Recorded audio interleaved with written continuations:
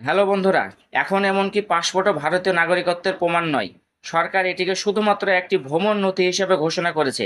আধার কার্ডও নাগরিকত্বের প্রমাণ নয়, ভোটার আইডি কার্ডও নয়, জন্ম শংসাপত্র, marksheet, ration card, pan card বা ড্রাইভিং লাইসেন্সও নয়, জব কার্ড ও ব্যাংক অ্যাকাউন্টও নয়। আপনার কাছে এসব নথি থাকলেও আপনাকে ভারতীয় নাগরিক হিসাবে গণ্য করা হবে না।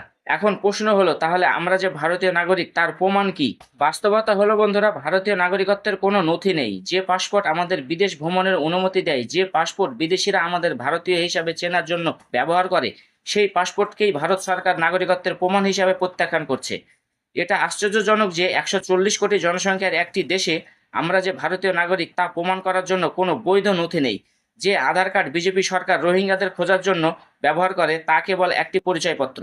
রেশন কার্ড হলো দারিদ্রতার প্রমাণ, ভোটার আইডি কার্ড হলো ভোট কেন্দ্রে প্রবেশের একটি নথি, মার্কশিট হলো পরীক্ষার নম্বরের প্রমাণ, প্যান কার্ড হলো ব্যাংক অ্যাকাউন্টের প্রমাণ। একবার ভাবুন তো, আমাদের সরকার কতটা অযোগ্য যে তারা ভারতীয় নাগরিকদের নাগরিকত্বের একটা শংসাপত্রও দিতে পারে না।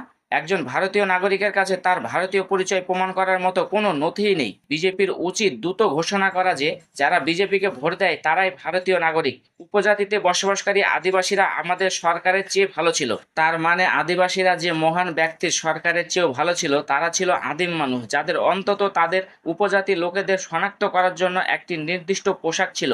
হাই, আমরা আজ উপজাতিদের থেকেও খারাপ হয়ে গেছি। এমনকি পাসপোর্টও আমাদের ভারতীয় নাগরিকত্বের প্রমাণ নয়। যদি কখনো আপনাকে আপনার ভারতীয় নাগরিকত্ব প্রমাণ করতে হয়, তাহলে সম্ভবত আপনাকে বন্দে মাতারাম গাইতে হবে, অথবা যদি আপনি কোনো মসজিদে হনুমান চল্লিশা পাঠ করতে যান, তাহলে সম্ভবত আপনাকে ভারতীয় নাগরিক হিসাবে গণ্য করা হবে। কি তামাশা চলছে ভাই!